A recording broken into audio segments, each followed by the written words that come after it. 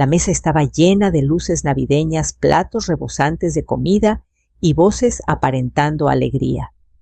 Pero entonces mi hijo se puso de pie, golpeó su copa con una cuchara y anunció con una sonrisa fría: mi mamá tendrá que ir a un asilo de ancianos. Ya no puede vivir con nosotros.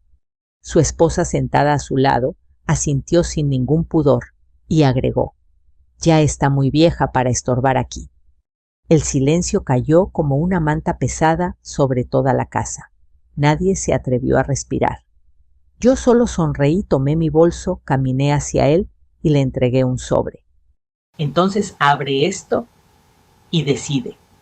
Cuando abrió el sobre, comenzó a gritar: me llamo Elena Martínez, tengo 68 años, y esa noche, en la que todos esperaban que yo me derrumbara de vergüenza y dolor, fue el inicio del momento más importante de toda mi vida. Lo que ninguno de ellos sabía, ni siquiera mi propio hijo, era que yo llevaba meses preparándome para ese instante. La Navidad siempre había sido mi fecha favorita. Desde joven, incluso cuando apenas tenía dinero para comprar regalos, me las arreglaba para que mi casa oliera a canela, a pan dulce recién salido del horno, y a ese aroma tibio que solo una madre sabe crear. La mesa siempre estaba llena. No importaba si solo tenía frijoles y tortillas, yo los servía con tanto amor que parecía una cena de reyes. Mi hijo Javier era todo para mí. Lo había tenido cuando tenía apenas 22 años. Su padre nos dejó cuando él tenía 5. Recuerdo perfectamente la escena: una tarde de lluvia, una maleta en la puerta y un hombre que decidió que la libertad era más importante que la familia. Yo me quedé de pie, abrazando a un niño que no entendía por qué su papá nos abandonaba. En ese momento juré algo en mi interior: nunca dejaré que a mi hijo le falte nada. Nunca permitirá que alguien lo haga sentir menos como yo me sentí hoy. Trabajé en todo lo que pude, limpiando casas, lavando ropa ajena, vendiendo tamales en las esquinas, levantándome a las 4 de la mañana para cocer el maíz y molerlo a mano.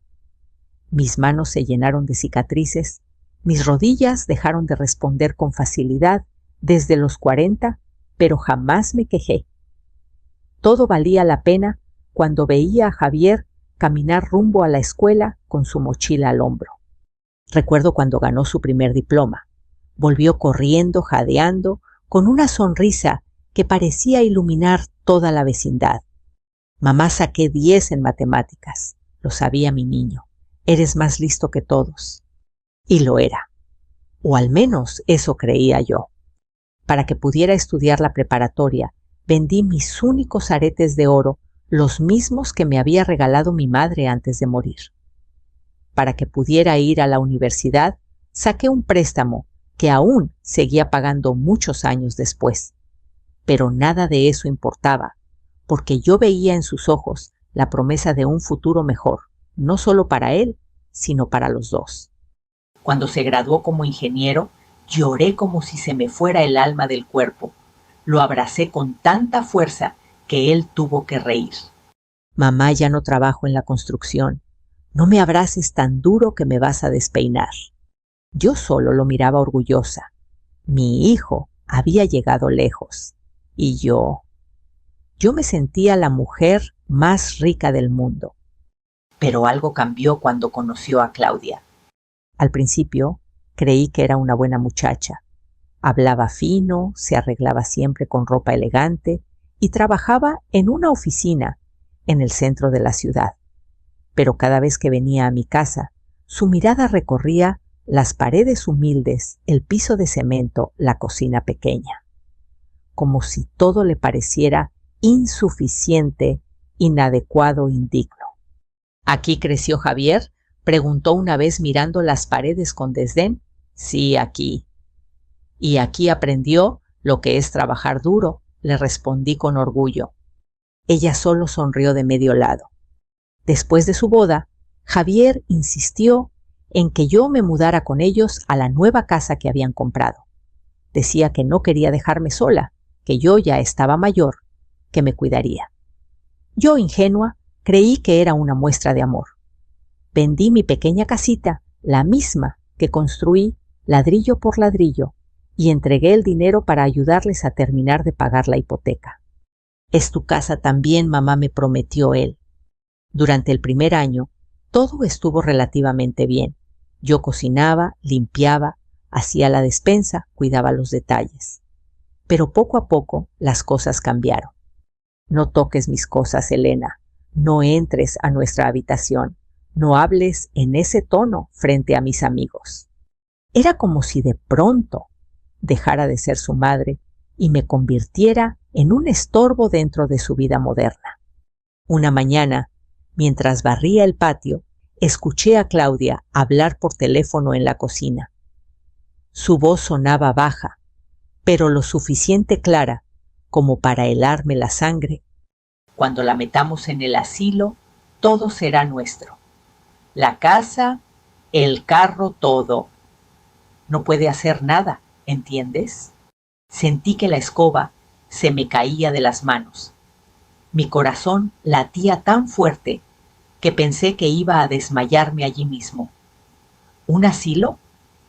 ¿Mi hijo planeaba encerrarme como si fuera un mueble viejo?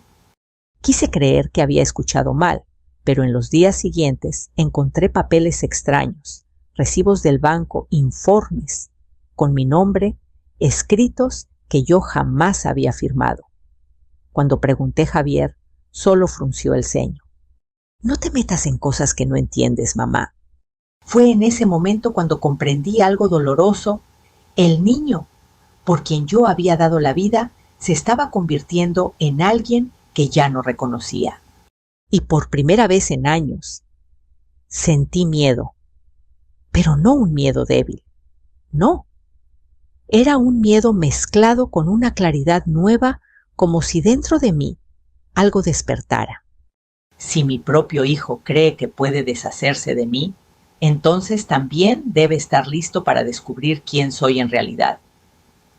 Esa noche no lloré, no recé, no supliqué. Esa noche abrí una libreta vieja que guardaba en mi bolso y empecé a escribir un plan que cambiaría todo. El silencio de aquella noche se sentía más pesado que cualquier grito. Estaba sentada sobre la orilla de la cama, con la libreta abierta entre mis manos arrugadas y una pluma temblando sobre el papel. Afuera, la ciudad seguía su curso. Los autos pasaban, un perro ladraba a lo lejos, pero en mi interior todo estaba en pausa. Mi propio hijo, pensé tragando saliva. Aún me costaba creer que Javier, el niño, que una vez me prometió cuidarme, siempre pudiera hablar de mí como si fuera un objeto viejo que estorba. Cerré los ojos recordando su voz cuando era pequeño. «Mamá, yo nunca te voy a dejar». Pero las promesas hechas en la infancia no siempre sobreviven a la ambición de los adultos. Los días siguientes me dediqué a observar en silencio. Ya no era la madre confiada que caminaba sin preguntas por esa casa. Ahora cada palabra, cada gesto, cada susurro detrás de las paredes me parecía una pieza de un rompecabezas que debía descifrar. Claudia se volvió más fría que nunca. Ya ni siquiera intentaba disimular su desprecio. Pasaba a mi lado sin saludar, hablaba en voz alta de sus planes de remodelar la casa cuando todo fuera suyo, y cada vez que Javier estaba cerca, le tomaba del brazo como marcando territorio. Un mediodía, mientras lavaba los platos, los escuché discutir en el comedor. «Ya deberías decirle», le reprochaba Claudia. «No es tan fácil, es mi madre». «Pues si no lo haces tú, lo haré yo. Dame tiempo». «Y mientras tanto, ¿qué? ¿Sigue durmiendo aquí, comiendo nuestra comida, usando nuestra agua?» Cerré la llave del fregadero con cuidado, conteniendo el temblor de mis manos. Aquellas palabras atravesaron mi pecho como cuchillos. Usando su agua, comiendo su comida, esa casa no existiría sin mi dinero. Ese techo se sostuvo con mis años de sacrificio. Y entonces lo comprendí con una claridad dolorosa. No querían cuidarme. Querían deshacerse de mí. Desde ese día comencé a notar detalles que antes ignoraba. El cartero ya no me entregaba las cartas en la mano. Claudia las recogía de inmediato. Algunos documentos del banco que me pertenecían habían desaparecido de la mesa donde siempre los dejaba. Mi monedero, que antes quedaba sobre la cómoda, ahora aparecía revuelto como si alguien hubiese revisado su interior. Una tarde, mientras Claudia se duchaba y Javier aún no regresaba del trabajo, decidí buscar respuestas con mis propios ojos. Subí las escaleras con cautela hasta su oficina, un cuarto al que casi nunca me permitían entrar. La puerta estaba entreabierta. Sentí el peso de cada paso, pero empujé la puerta con suavidad. Sobre el escritorio había una carpeta gruesa abierta sin cuidado. Mi nombre estaba escrito en la portada: Elena Martínez, documentos. Mi corazón dio un vuelco. Me acerqué despacio y comencé a revisar las hojas. Allí estaban copias de escrituras, solicitudes de traspaso, movimientos del banco y algo que me heló la sangre. Había documentos con mi firma, pero esas no eran mis firmas. Las conocía muy bien. La mía siempre temblaba un poco al final de la A. La que estaba allí era una imitación burda trazada con mano segura. Y debajo, en letra clara, autorización para traslado a residencia geriátrica. Un asilo. El mundo empezó a girar. Me apoyé en la orilla del escritorio para no caer. Aquello no era un malentendido, no era paranoia. Mi propio hijo había autorizado mi encierro. En ese momento escuché pasos en el pasillo. Cerré la carpeta apresuradamente y regresé a la cocina fingiendo normalidad. Minutos después, Javier entró silbando, totalmente ajeno al terremoto que había provocado en mi interior. «Hola, mamá». «Hola, hijo», respondí mirándolo con otros ojos por primera vez. Sus gestos, su manera de caminar, su voz. Todo era el mismo Javier de siempre, pero yo ya no veía a mi niño. Veía a un extraño dispuesto a todo por comodidad y dinero. Esa noche no dormí. Miraba el techo oscuro mientras mi mente trabajaba a toda velocidad. No podía permitir que me arrebataran todo lo que construí. No después de tantos años. No después de tanto sacrificio. Al día siguiente, sin decirle nada a nadie, tomé mi bolso y salí temprano de la casa. Caminé varias cuadras hasta una pequeña oficina con un letrero discreto que decía: Notaría Pública, Lic Mendoza. El abogado era un hombre mayor de mirada seria pero amable. Me examinó en silencio mientras yo colocaba los documentos sobre su escritorio. «Señor, necesito que me diga si esto es legal», susurré. Leyó con detenimiento, frunció el ceño. Sus labios se apretaron en una línea grave. «Esto es falsificación de firma, señora, y es un delito grave». Sentí una mezcla de miedo y alivio al mismo tiempo. «¿Qué puedo hacer?». El hombre levantó la mirada y me observó con respeto. «Protegerse, y rápido». Me explicó mis derechos. Me dijo las opciones legales que tenía: invalidar los papeles, cancelar cualquier poder, registrar una nueva escritura, preparar una denuncia si fuera necesario. Mientras hablaba, yo sentía algo despertar dentro de mí. Una fuerza antigua, la misma que me había sostenido cuando era joven, sola y sin nadie. «¿Está segura de que quiere hacerlo?», me preguntó al final. Lo miré fijamente sin titubeos. Más segura que nunca. Desde ese día empecé a ir en secreto a la notaría cada semana. Firmé nuevos documentos, dejé todo en orden. Protegí lo que por derecho era mío. Sin que Javier ni Claudia lo supieran, yo estaba recuperando el control de mi propia vida. Mientras tanto en casa, seguía actuando como siempre. Cocinaba, barría, sonreía. Fingía que no sabía nada. Y cada vez que escuchaba a Claudia hablar del asilo, yo solo asentía en silencio. Por dentro una voz me repetía: «Sigue, déjalos pensar que ganaron. Pronto sabrán la verdad». Y así el día de Navidad comenzó a acercarse. El día que ellos habían elegido para humillarme. Pero lo que aún no sabían es que ese mismo día sería cuando yo recuperaría todo. Cada paso que daba fuera de aquella casa sentía distinto. Ya no era la mujer silenciosa que bajaba la mirada, ni la madre que pedía permiso para todo. Ahora caminaba con otro peso en los hombros, pero también con una claridad que nunca había sentido en mi vida. La calle, que siempre había sido parte de mi rutina, se transformó en un refugio breve mientras fingía ante el mundo que todo estaba bien. Nadie, absolutamente nadie, sospechaba lo que ocurría detrás de esas paredes. Durante semanas mantuve mi rutina perfectamente intacta. Me despertaba temprano, calentaba el café, barría el patio, cocinaba para Javier y para Claudia como si nada hubiera cambiado. Les ofrecía comida con la misma delicadeza de siempre. Les daba los buenos días con una sonrisa tranquila. Pero por dentro, cada palabra, cada gesto, cada gracias, mamá de Javier, se sentía como una burla amarga. Mientras ellos pensaban que tenían el control, yo aprendía a mover las piezas de un juego al que jamás había querido entrar, pero que ahora estaba decidida a ganar. Comencé a reunir pruebas.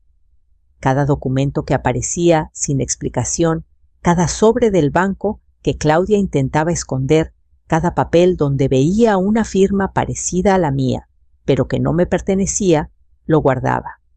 Los doblaba cuidadosamente y los escondía entre la ropa vieja que nadie tocaba dentro de una bolsa que colgué en el fondo del ropero. Allí donde ninguna mano curiosa se molestaría en buscar. Una tarde, mientras limpiaba la casa, encontré en la basura restos de un sobre roto. Al unir los pedazos, pude leer parte del contenido, una solicitud de préstamo con garantía hipotecaria. La garantía la casa en la que yo vivía, el nombre Javier, los datos de contacto Claudia. Me senté en la cocina sosteniendo los fragmentos de papel con dedos temblorosos. No lloré. Ya no. El llanto se me había acabado días atrás. Lo que sentí ahora era algo más fuerte. Era determinación. ¿Hasta dónde están dispuestos a llegar?, susurré al vacío. Ahora lo sabía, querían quedárselo todo. La casa, el dinero y hasta mi libertad. Yo era el último obstáculo entre ellos y la vida que soñaban. Esa misma semana decidí ir un paso más allá. Fui con el licenciado Mendoza y esta vez pedí algo más que orientación, pedí protección. Quiero que todo quede establecido de forma legal. No quiero que nadie pueda tocar mis cosas sin mi consentimiento. El hombre me escuchó con atención. Vio mis documentos, mis ahorros, mis comprobantes de pago, mis recibos antiguos del terreno que había comprado muchos años atrás. Usted construyó todo esto sola, señora Elena, y tiene el derecho absoluto sobre ello, me dijo con seriedad. Vamos a hacer nuevos registros. Vamos a dejar todo claro ante la ley. Firmé papeles que nunca imaginé firmar a mi edad. Cancelé poderes, bloqueé cuentas compartidas, hice una actualización de mi diagnóstico patrimonial. Incluso redacté un nuevo testamento, uno donde detallaba exactamente qué pasaría con mis bienes. Y no, el nombre de Javier ya no aparecía como antes. No fue una decisión fácil. Durante días me pregunté si todavía era su madre, si tenía derecho a alejarlo de todo aquello que alguna vez había soñado darle. Entonces recordé sus propias palabras: ya está muy vieja para estorbar aquí. Esas 7 palabras borraron toda duda de mi corazón. También pedí ayuda a una vieja amiga, Sofía, con quien trabajé limpiando casas años atrás. Ella, a pesar de los años, conservaba una energía admirable. Si necesitan un testigo, cuenta conmigo. Yo di fe de cómo has trabajado toda tu vida, Elena. Contar con ella era un respaldo que me daba seguridad. Su presencia era un ancla con mi pasado, con quien realmente había sido yo antes de convertirme en esta sombra dentro de la casa de mi propio hijo. Mientras tanto, la actitud de Claudia se volvía cada vez más agresiva. Ya no disimulaba. Empezaba a tirar mis cosas a la basura, a cambiar de lugar mis fotos, a quitar mis recuerdos de las paredes. Un día tiró un retrato viejo donde estaba yo joven, con Javier de 5 años en brazos. Eso ya no combina con la decoración. Lo levanté del suelo, limpié el vidrio quebrado con cuidado y la miré sin miedo. No todo lo valioso tiene que combinar con tus paredes. Ella me devolvió una sonrisa torcida, esa que utilizan quienes creen que han ganado. Ya te queda poco tiempo aquí, Elena. Asentí en silencio. Eso mismo pensaba yo, pero de ella. Las noches antes de Navidad se llenaron de susurros. Los escuchaba hablar detrás de la puerta cerrada de su habitación. Planeaban cada detalle para ese día, cómo lo dirían, quién estaría presente, en qué momento harían el anuncio para que todos supieran que yo ya no era bienvenida. No lo sabían, pero yo lo esperaba con ansias. Cada día que pasaba, me acercaba más al momento de entregar aquel sobre. El sobre que descansaba oculto entre mis cosas, sellado perfecto, cargado de verdades demasiado pesadas para sus manos. Dentro estaban copias certificadas, los documentos anulados, la nueva escritura, el Nuevo Testamento, el reporte de intento de fraude con firmas falsas. No era solo papel, era mi voz después de tantos años de silencio. La noche antes de Navidad, mientras toda la casa dormía, me senté en la sala a oscuras. La luz de la luna entraba por la ventana y acariciaba el sobre que sostenía entre mis manos. Mañana comenzará tu verdadera vida, Elena, me dije a mí misma en voz baja. No sabía exactamente qué pasaría, después dónde viviría, cómo seguiría mi camino. Pero por primera vez en décadas no tenía miedo al futuro. Porque al fin yo, una mujer de casi 70 años, había recuperado algo más importante que una casa o un apellido. Había recuperado mi dignidad. El día después de la cena de Navidad, amaneció frío gris, cargado de un silencio espeso que parecía envolver toda la casa. Las luces navideñas aún parpadeaban en las ventanas, burlándose de la tristeza que ahora habitaba aquel lugar. Los platos de la noche anterior seguían apilados en el fregadero, algunos con restos de salsa, otros cubiertos por una costra seca que nadie se había molestado en limpiar. Yo tampoco. Ya nada de eso me pertenecía. Me desperté antes que todos, como siempre. La costumbre de una vida entera no desaparece de un día para otro. Pero esta vez no caminé directo a la cocina. Me quedé de pie en el pasillo, mirando las puertas cerradas de los cuartos, escuchando las respiraciones profundas detrás de la madera. Allí, en algún punto de esa casa, estaba el niño al que yo había dado la vida, y el hombre que había decidido deshacerse de mí. Me preparé un café sencillo y me senté en la mesa del comedor. El mismo lugar donde la noche anterior mi hijo me había condenado delante de todos. Sobre la mesa quedaban copos dorados de la decoración navideña, una servilleta arrugada, una copa que nadie había terminado. Solo yo sabía que ese lugar ya no volvería a verme sentada con la misma sumisión de antes.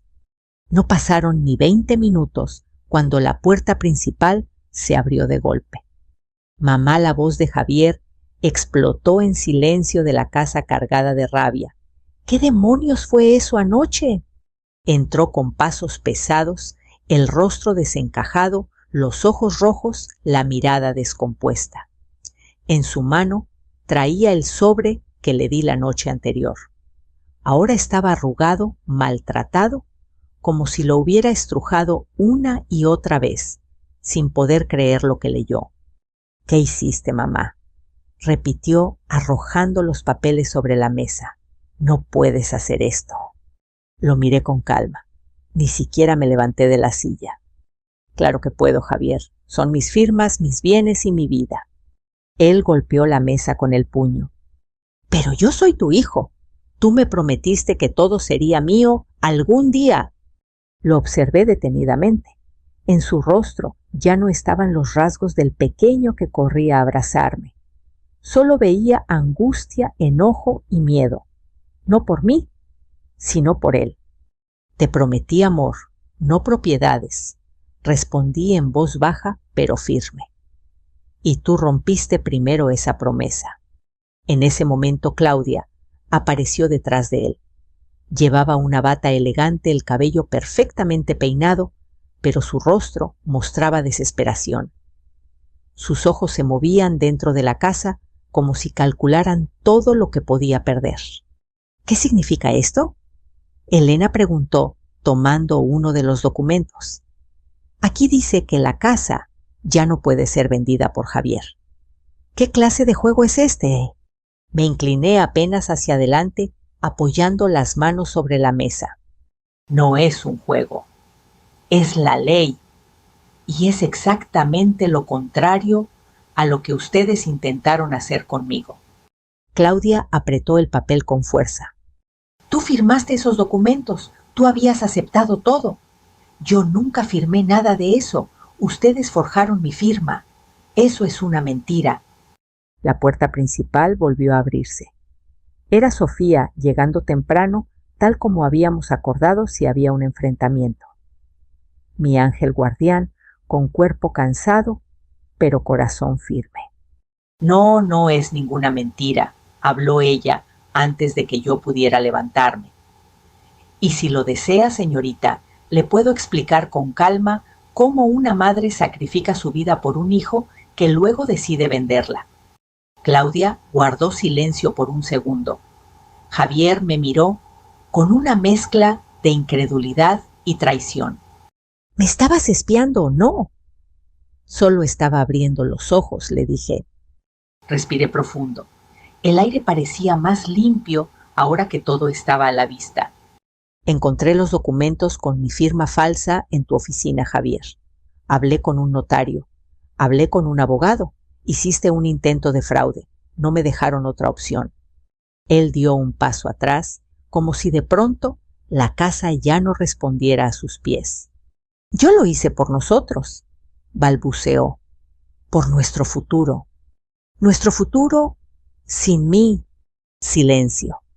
Esas palabras flotaron entre nosotros pesadas, definitivas. En ese momento sentí algo que no esperaba con pasión, no por lo que me había hecho, sino por lo que se había convertido.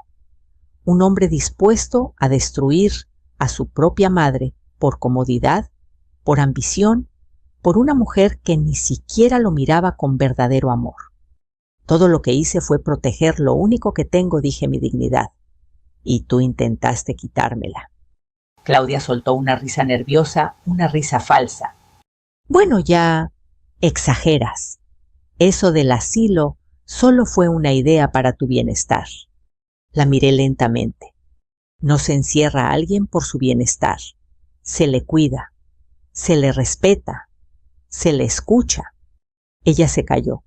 Por primera vez la vi pequeña, frágil.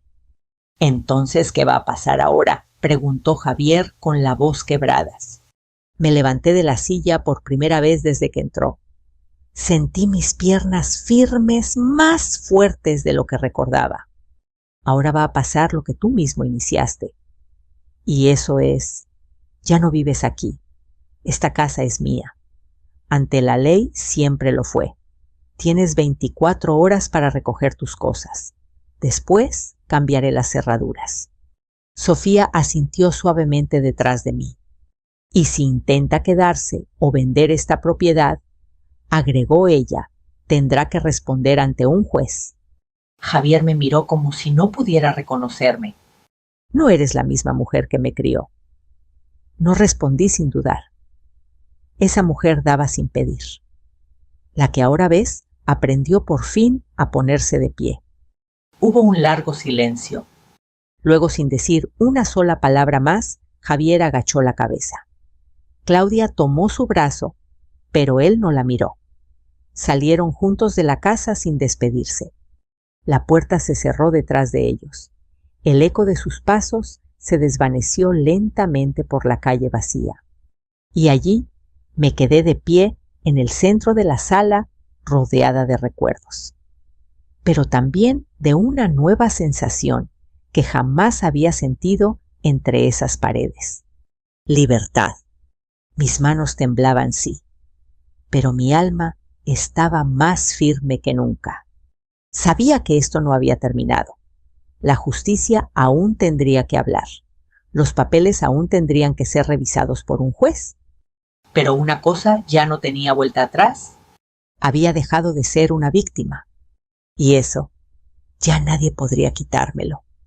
3 días después de aquel enfrentamiento, el cielo amaneció cubierto por nubes densas, como si presintiera que algo definitivo estaba a punto de suceder. Me vestí con cuidado sin prisas, eligiendo una blusa sencilla de color crema y una falda oscura. No necesitaba arreglarme para nadie más que para mí misma. Mientras me miraba en el espejo, vi el rostro de una mujer cansada, sí, pero también vi determinación. En mis ojos ya no había miedo. Había decisión. Sofía golpeó suavemente la puerta para avisarme que el taxi esperaba. Ella insistió en acompañarme. Decía que no iba a dejarme sola en un momento tan importante. Estoy contigo, Elena. Hoy no caminas sola, me dijo tomándome de la mano. El camino hacia el juzgado fue silencioso. Cada edificio que pasábamos, cada persona caminando por las calles, me recordaban que el mundo seguía girando sin importar el drama que se desenvolvía en el interior de mi corazón. Pero para mí, ese día significaba algo enorme. Era el día en que la ley escucharía mi historia. Al entrar al edificio, sentí el peso del lugar. El olor a papel antiguo, a tinta y a madera vieja impregnaba el ambiente. Los pasos resonaban en los pasillos largos. Hombres y mujeres esperaban sentados en bancas frías, algunos con la mirada perdida, otros rezando en silencio. Me senté junto a mi abogado, el licenciado Mendoza, quien había aceptado representarme de manera formal tras ver el abuso que estaba sufriendo. Todo está en orden, señora Elena. Tiene todas las pruebas de su lado, me susurró con calma. Yo solo asentí. A unos metros de mí vi a Javier. Estaba sentado con la espalda encorvada, sujetando su cabeza entre las manos. A su lado estaba Claudia, vestida con elegancia exagerada, como si la ropa pudiera disfrazar la culpa. No se atrevieron a acercarse. Cuando el juez entró en la sala, todos se levantaron. El silencio volvió a instalarse, ahora más denso que nunca. Mi corazón latía fuerte, pero no de miedo. Era una mezcla de nervios y libertad.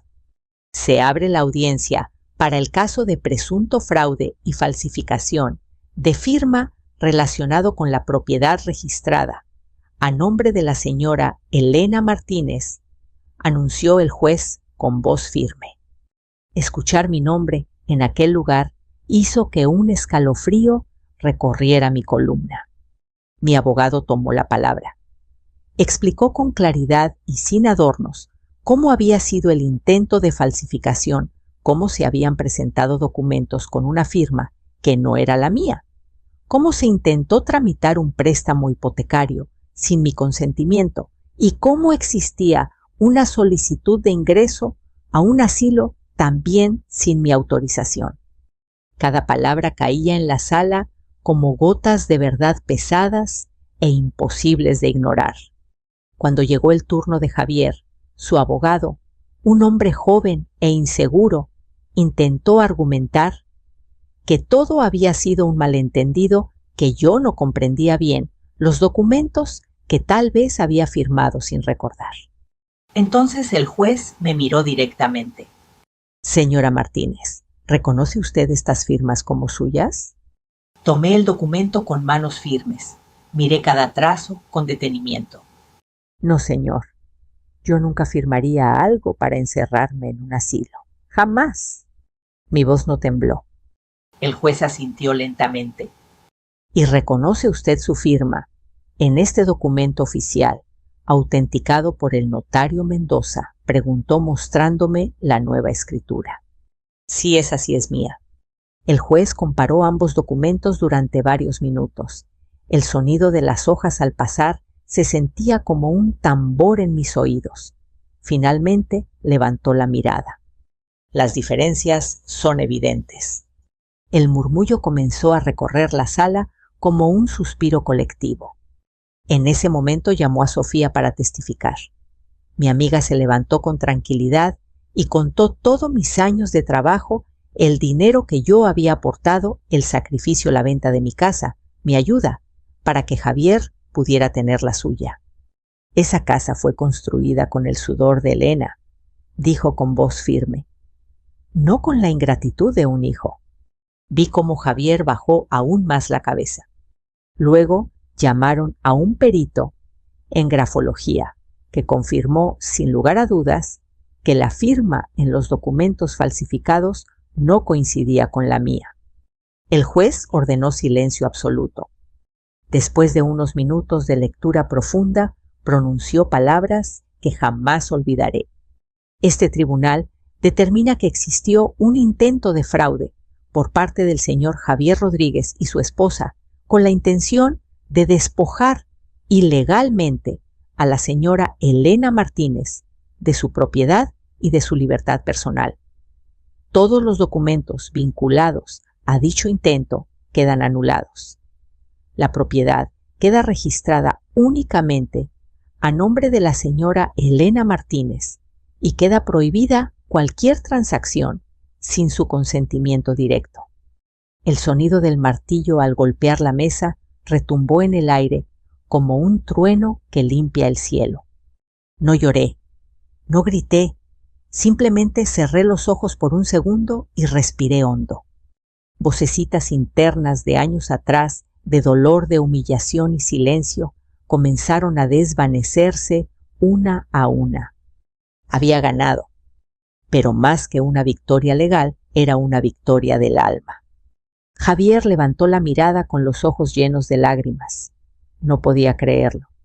Claudia apretaba su bolso contra el pecho pálida, buscando alguna forma de desaparecer del lugar. El juez continuó. Este caso queda registrado. Cualquier intento futuro de manipular o falsificar información de la señora Martínez será sancionado penalmente. En ese mismo instante supe que por fin estaba protegida. Al salir del tribunal, la luz del exterior me cegó por un momento. El sol había logrado romper las nubes. Caminé despacio por las escaleras, sintiendo la brisa suave rozar mi rostro envejecido, pero lleno de vida. Sofía me abrazó sin decir nada, no hacían falta palabras. Y justo entonces sentí unos pasos detrás de mí. «Mamá», era la voz de Javier. Me giré lentamente. Nos miramos a los ojos como hacía décadas, cuando él aprendía a caminar. Pero ahora el niño había desaparecido por completo. «¿Vale la pena salvar lo que ya destruiste?», le pregunté con suavidad. Él no respondió, solo bajó la cabeza una vez más. No hubo gritos, no hubo más reclamos, solo una verdad flotando entre nosotros como un muro invisible. Aquel día comenzó el verdadero castigo para él. y la verdadera libertad para mí. El castigo no llegó de inmediato, con sirenas ni esposas. No fue un castigo ruidoso ni cinematográfico. Fue en realidad mucho más cruel un castigo lento, silencioso, hecho de miradas que ya no respetaban puertas que ya no se abrían y manos que ya no querían tocar las suyas. Después del juicio, Javier dejó de volver a la casa. Durante algunos días me convencí de que quizá había comprendido la gravedad de lo que había hecho y que por dignidad había decidido alejarse. Pero la verdad salió a la luz muy pronto, como casi todo en este mundo pequeño donde todos se conocen y los secretos duran poco. Fue Sofía quien me llamó una tarde mientras yo limpiaba las ventanas. «Elena, ¿supiste lo de tu hijo?» «No, Sofía. ¿Qué pasó ahora?» Hubo un silencio del otro lado de la línea, un pequeño suspiro antes de las palabras. «Claudia lo dejó. Se fue de la casa ayer por la noche». Mis manos se quedaron quietas sobre el trapo húmedo. «Lo dejó», repetí en voz baja. «Sí. Dicen que gritó, que no se había casado con un perdedor, que no quería estar con un hombre sin casa, sin dinero y sin futuro. Tomó sus cosas y se fue con una amiga». Colgué sin decir demasiado. Apoyé mi frente contra el cristal frío de la ventana y cerré los ojos. No sentí alegría, tampoco satisfacción, solo una extraña sensación de vacío como la que queda después de una tormenta que ha arrasado con todo. Recordé con claridad el momento en que Claudia entró por primera vez a mi casa, su vestido caro, sus uñas perfectas, su perfume fuerte, cómo observaba las paredes intentando imaginar cambios, mejoras nuevas, versiones de mi vida sin mí presente. Y ahora se había ido igual que el viento abandona los lugares donde no queda nada que pueda llevarse. Javier se quedó solo. Los vecinos me lo contaron días después.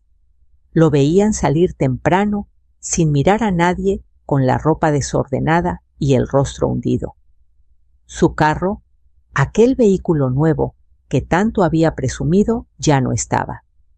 Supieron por el mecánico que lo había llevado de regreso al concesionario porque no podía seguir pagando las mensualidades. Perdió contacto con sus amigos, aquellos que solo lo frecuentaban cuando invitaba las cervezas o pagaba la cuenta en los restaurantes. Su teléfono dejó de sonar. Las sonrisas falsas que lo rodeaban desaparecieron como humo. Una semana más tarde, lo vi con mis propios ojos. Era una tarde tranquila. El sol caía lentamente sobre el vecindario cuando escuché que tocaban la puerta. No estaba esperando a nadie. Me acerqué con cautela y miré por la pequeña ventana. Era él, mi hijo. Su figura se veía más delgada, encorvada, como si los años hubieran caído sobre sus hombros de repente. Sus ojos, que antes estaban llenos de arrogancia, ahora parecían vacíos, cansados, derrotados. Respiré profundamente y abrí la puerta. Él levantó la vista sorprendido de verme calmada. «Mamá», susurró. Durante unos segundos me quedé en silencio, observándolo, estudiando en su rostro las consecuencias de sus decisiones. «¿Qué necesitas, Javier?», le pregunté finalmente. Su voz tembló, algo que jamás había escuchado en él. «Perdóname». Esa palabra tan pequeña, tan tardía, flotó entre nosotros como una pluma débil. «Lo siento tanto, mamá. Pensé que estaba construyendo algo mejor para mí, pero lo destruí todo».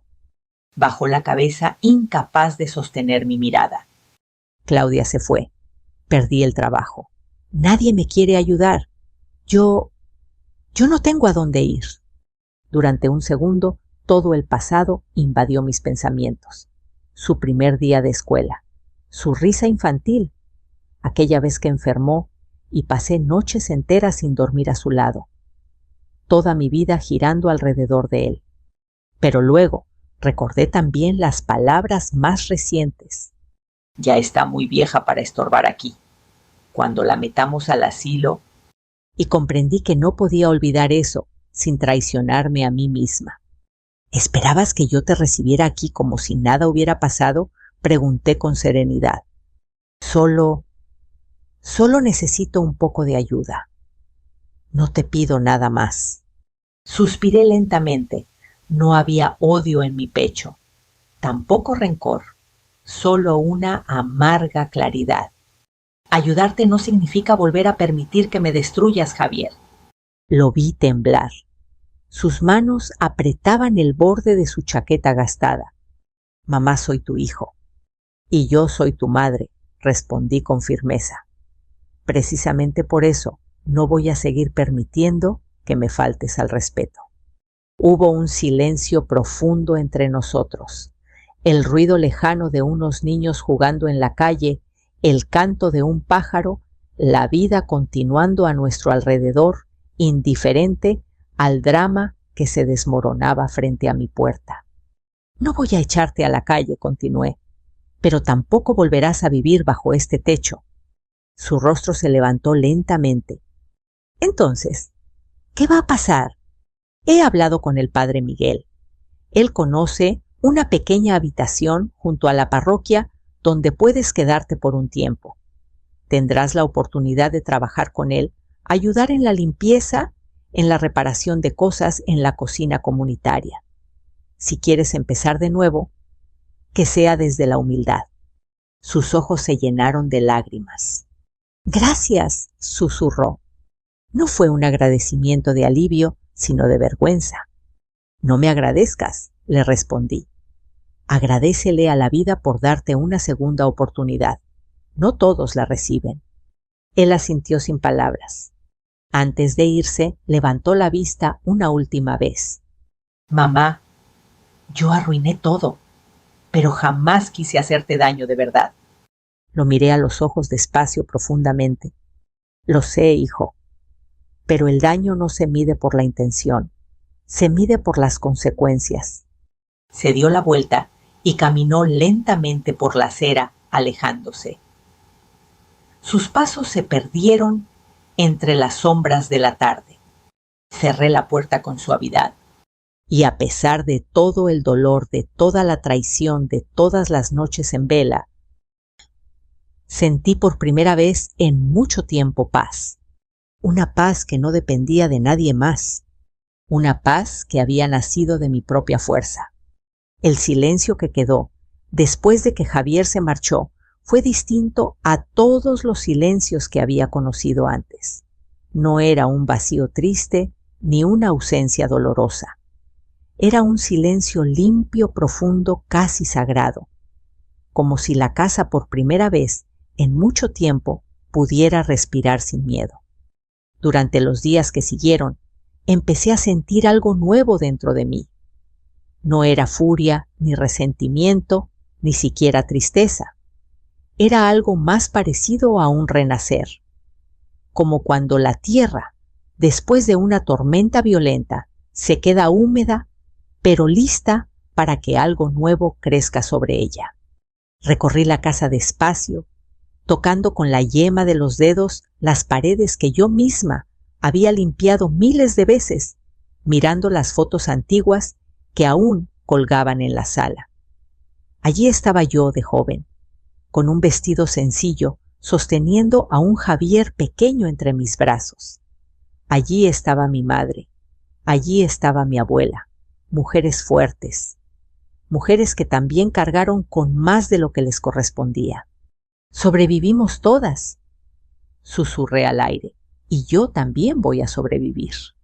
Al tercer día, tomé una decisión que venía rondando mi mente desde hacía meses, incluso antes de aquella horrible noche de Navidad. Llamé al licenciado Mendoza y le pedí una cita. Quiero vender la casa, le dije, pero no para huir, quiero empezar de nuevo. Él se quedó en silencio por unos segundos. Es lo que muchas personas desean hacer, pero casi nadie se atreve, señora Elena, respondió finalmente. ¿Está segura? Miré alrededor una última vez. No sentí miedo, solo gratitud. Más que nunca. El proceso no fue largo. La casa, aunque antigua, tenía historia, ubicación y valor. En menos de un mes, un matrimonio joven lleno de ilusión vino a verla. Querían espacio, querían luz, querían un lugar donde formar una familia. Les sonreí al verlos caminar emocionados por las habitaciones donde una vez mi hijo aprendió a caminar. Que esta casa les dé más amor del que me dio dolor. Pensé en silencio. Con el dinero de la venta no busqué lujos. No quise una vida de excesos. Compré una pequeña casita en un pueblo tranquilo, cerca de una iglesia blanca, con un patio lleno de tierra fértil y un viejo árbol de limones. Un lugar sencillo, pero lleno de paz. Allí comencé mi verdadera vida. Empecé a levantarme con el canto de los gallos, no con el ruido de los autos. Planté hierbas, sembré tomates, cociné pan para mí y para los vecinos. A veces vendía en la plaza pequeñas canastas con verduras y dulces que aprendí a hacer de niña. Volví a sentirme útil, pero no explotada. Volví a sentirme viva, pero no controlada. La gente del pueblo pronto empezó a conocerme como Doña Elena, la señora de las manos dulces. Algunas mujeres mayores venían a mi casa solo para conversar, para contarme sus penas, para preguntarme cómo había soportado tanto y cómo había salido de ello sin perder el alma por completo. ¿Cómo lo hiciste?, me preguntó una con lágrimas en los ojos. ¿Cómo encontraste el valor? Yo solo sonreía con dulzura. El valor siempre estuvo ahí, hija. Solo estaba dormido. Con el tiempo, incluso algunas jóvenes empezaron a buscarme para que les enseñara a defender sus derechos, a cuidar sus propiedades, a no permitir que nadie les quitara el fruto de su trabajo. No me convertí en abogada ni en jueza. Me convertí en algo más importante, una prueba de que nunca es tarde para levantarse. Y aunque suene extraño, también pensé muchas veces en Javier. No con rencor, sino con una mezcla de tristeza y esperanza. Supe por medio del padre Miguel que al principio le costó mucho adaptarse. Trabajaba limpiando la iglesia, ayudando en la cocina, cargando cajas.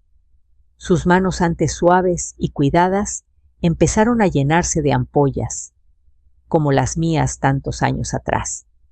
Pero también supe que poco a poco fue entendiendo, que comenzó a ayudar a otras personas, que hablaba poco pero con respeto, que cada domingo se sentaba en la última fila y agachaba la cabeza en silencio. Jamás volvió a buscarme para pedirme nada. Nunca volvió a pedir perfección. Y aunque nunca regresó a mi casa en mi corazón, comprendí algo importante. No todos los hijos están hechos para regresar, pero todos pueden aprender. Una tarde, mientras regaba las plantas, recibí una pequeña carta. No venía con remitente, pero reconocí de inmediato la letra temblorosa en el sobre. Mamá, no merezco perdón, pero quería que supieras que ahora entiendo. Cada piso que barro, cada plato que lavo, cada oración que escucho, me recuerda todo lo que hiciste por mí. No voy a pedirte nada. Solo quiero que vivas en paz. Gracias por darme vida, incluso cuando yo quise quitártela. Sostuve esa carta contra mi pecho y cerré los ojos. Una lágrima silenciosa corrió por mi mejilla, pero no era de dolor, era de liberación. Porque ahí supe que a pesar de todo, lo había logrado. Había protegido mi dignidad, mi hogar, mi alma, y había enseñado al mundo, sin gritar, sin violencia, sin odio, que el amor de una madre no es debilidad, pero que la dignidad también es sagrada. Ahora quiero hacerte a ti una pregunta muy importante, que quizás llegue a tu corazón, tanto como esta historia ha vivido en el mío. ¿Desde qué ciudad me estás escuchando hoy? ¿Alguna vez has tenido que levantarte contra alguien que amabas? Si esta historia tocó tu alma, déjame un comentario. Me encantaría leerte. Comparte este relato con quien lo necesite y suscríbete para que podamos seguir caminando juntos a través de más historias reales de fuerza, dignidad y renacimiento. Porque nunca es tarde para empezar de nuevo